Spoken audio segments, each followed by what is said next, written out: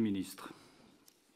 Vous avez parlé, Monsieur le ministre, de trahison et de coups dans le dos quand le Premier ministre australien a parlé, lui, d'un changement de besoin lié à l'expansionnisme chinois dans la région.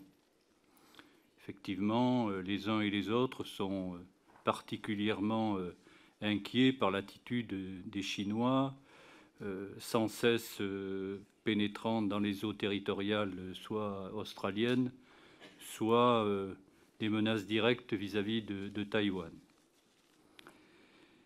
La plupart des observateurs considèrent que cette dédite australienne, aussi brutale soit-elle, était en germe depuis de nombreux mois, avec la conclusion du pacte AUKUS entre l'Australie, le Royaume-Uni et les États-Unis.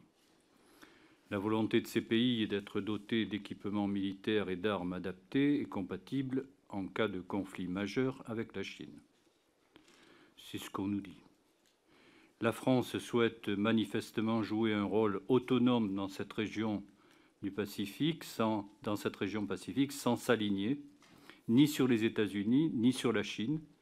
Et vous avez récemment argué que nous étions la puissance européenne présente dans le Pacifique, avec 2 millions de nos ressortissants et 7 000 militaires présents. Un échange a fini par avoir lieu entre le président de la République et le président Biden, ce qui était la moindre des choses entre pays supposément alliés et partenaires.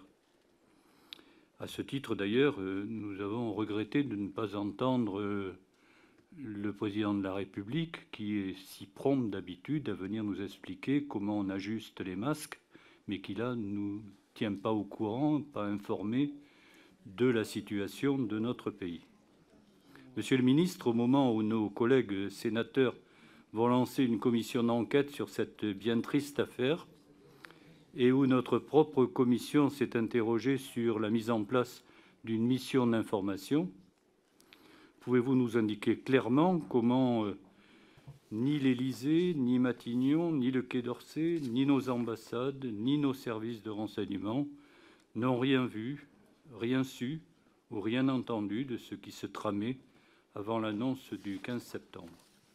Et puis, vous l'avez dit, les relations avec les États-Unis, malgré la visite de votre homologue sur notre territoire, ne semblent pas trop avancer, si ce n'est sur beaucoup de paroles.